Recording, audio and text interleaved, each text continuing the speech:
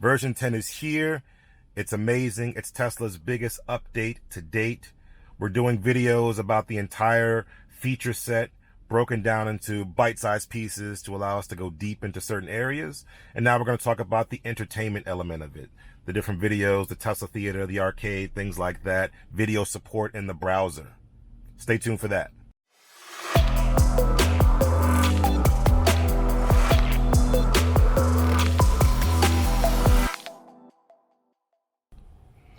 All right, guys, let's talk about entertainment. V10 has been out for almost a week now, global release, and now we need to talk about the entertainment aspects of the release in version 10. Within version 10, they've included a variety of different entertainment-like features, but primarily the major thing is the support of video and video apps such as Netflix, Hulu, and YouTube. All right, they also have some Tesla tutorials, which is also pretty valuable. And this particular tutorial just has a bunch of the Tesla videos to help owners become more familiar with how to use Tesla. Just clicking on one just launches the screen. The new entertainment features and the apps, when they launch on the Model S and X, obviously it's two screens, so they basically make this one go dark. This goes dark, opens up this screen, and goes full screen. And what you notice here is a new menu layout specifically for controlling brightness. You have the ability to see your temperature, so you can still control temperature. You can still use your scroll wheels to control temperature and volume, but these are just quick menu items to be able to change temperature. You can't control from this menu anything else other than temperature. Nothing else, not fan speed, things like that. And then volume up and down, and then you have the ability to close. Okay, so you lose a lot of other crucial information, specifically if you are charging, supercharging, or any other type of charging, and you're entertaining yourself using this mode, because it doesn't show you how much charge you have left. When it's complete, it will show you the status that the battery is complete, but other than that, it doesn't really show you any vital information to your charge. Wish they would add that. But for the most part, you have video support, full support of video codecs, streaming video codecs for YouTube, Vimeo, as well as Hulu, Netflix, etc. So that's pretty good. All streaming over the LTE signal. No support yet for USB-based video. I've tried that out, didn't quite work because there's no native player, or there's no launchable player through the USB interface. The USB interface is specifically for music and data, for writing data for the camera, for dash cam. But this is pretty cool. You've got elements here where you can play videos, you can stop them, so on and so forth. But then when you come out of here, you can go into something like YouTube, and you go into YouTube and it launches a YouTube app, a native app. You can also launch YouTube through the browser and use it, because the browser now has support for video, so you can have that as well. Videos are streaming pretty good for running over LTE. It's a pretty good experience, especially for the Model S and X, because scrolling is a lot easier to be able to scroll through the different videos that you may see here. Okay, scrolling is pretty responsive. MCU2 here is pretty responsive.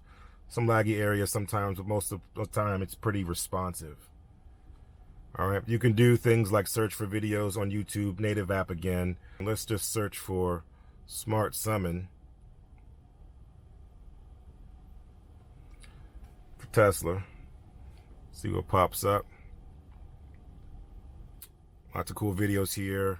Your Average Consumer, shout out to him. Brooks, Drag Time, shout out to him. He's up here as well. Got all of our favorite YouTubers here with Smart Summon. And, oh wait, what's this? I don't know, click on this and see what this looks like. This looks interesting. Hello. Shameless plug, obviously. I'll turn the volume down just so we don't get any issues here. But basically, it runs the ads from YouTube. It runs all the other information from YouTube. So that's pretty par for the course, just like YouTube. Same experience. You get to see all the details below the video, and then it actually plays the video. You can choose different modes, just like you would on the sort of browser-based experience. And then you can also go full screen. Now, here's where we have an issue specifically for the Model S and X, is that their full screen is pretty good, but it's full screen for a vertical orientation versus the Model 3, which is horizontal. And so what you wind up having is a scenario where the experience is better, obviously, on a Model 3 with a more television-like, more horizontal-like video experience for their screens. Model S and X were taking that sort of horizontal widescreen format and putting into a very narrow screen. So the experience isn't quite the same in that regard, But, at the end of the day, it is video. It is going to give you an experience that's better than using your phone when you're stopped or when you're, at a supercharger. But you also get the added benefit of having the surround sound experience in your Tesla. Teslas have pretty amazing surround sound systems. They're all pretty good, especially when you get the premium sound, if you will. And the idea is that you can have that experience. The speakers are closer to your ear, so you have a very movie-like experience when you watch these videos, okay? So that's pretty cool. So is that. Awesome. But the problem here is that for Model S and X, the screen orients in the middle right here, which if you have people in the back, it's kind of hard to see. Would love to see if this would orient to the top. Just leave some black space at the bottom. We're already going to have black space down there. At least this is up a little higher. Everyone in the rear can see the screen from there. And then we just go from there. It doesn't need to be directly down the middle because then they have to kind of look over the seats, especially if you have small children. It's easier for them to see the top of the screen than it is for them to see the screen there. So that's my only pet peeve with the interface for the Model S and X. Obviously, Model 3 is going to have the better entertainment experience in that regard. So that's an edge to the Model 3 in that regard. Okay, so in addition to YouTube, we also have Netflix as well. Netflix is also another good example of the issue in terms of having this sort of vertical screen and having horizontally displayed images. I'll just jump right back into Black Panther and finish watching this.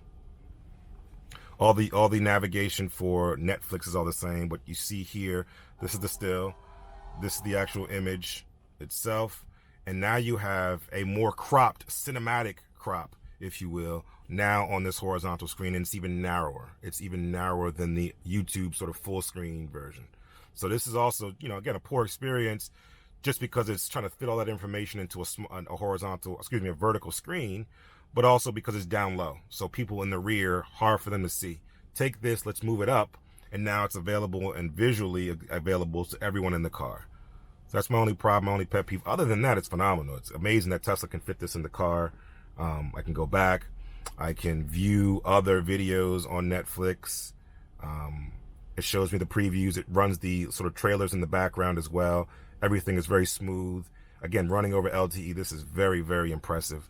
Netflix has some of the leading cutting edge technology when it comes to streaming media, but this is just phenomenal to see it in the car.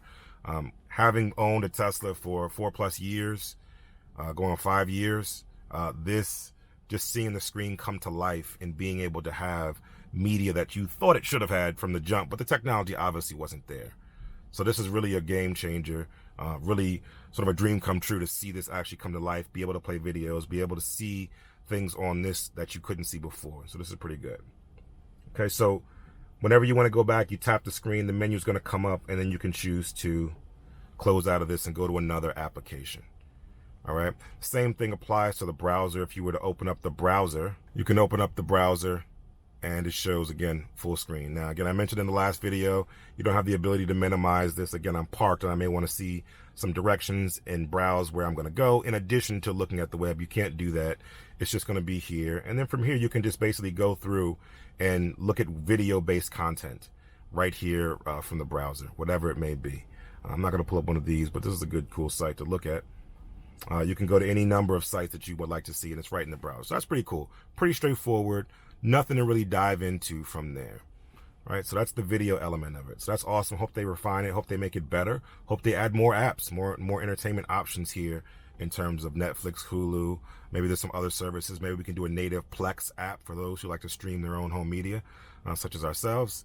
Who want to be able to play their own media and stream it over the LTE. Can have a native Plex app right here in the console. You can access Plex through the web-based portion of the browser, and you can do it that way, but it doesn't have that same native experience. The whole screen doesn't go dark. You're just going to be confined to whatever's in the browser. So that's pretty much the media. When we talk about the arcade, they added some new games, or they added a new game, I should say, Cuphead right here, and they also had to, have the normal games that they have here. Nothing really different in terms of the games, except for the fact that you can access them now through this menu, this entertainment menu, versus the toy box and then go into Tesla Arcade that way. So that's pretty cool. Otherwise, nothing's changed. I had to break down and grab one of these game controllers so I can play the Cuphead game. I'm not going to really show that right now. Nothing really of interest there. But this is great. At the end of the day, this is really great that Tesla is able to add, again, this functionality. No other car manufacturer is doing this. No other car manufacturer is supporting cars that are 2-3 years old to this extent. Now, I know there's some limitations with the MCU, which is the media control unit that services the touchscreen and the interface here.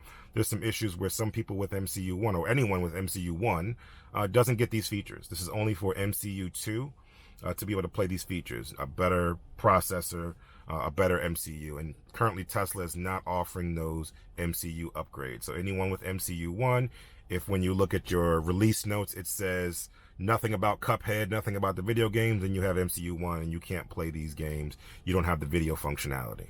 If you look at your release notes or if you click on entertainment and you have that, then you have all of it. Okay, so let me know your thoughts. Let me know if you played some of the games. Let me know if you watched some of the movies. Let me know your thoughts on your experience having this in your car. Obviously, we're a little bit disadvantaged to the Model 3 with a more horizontal oriented, bigger screen.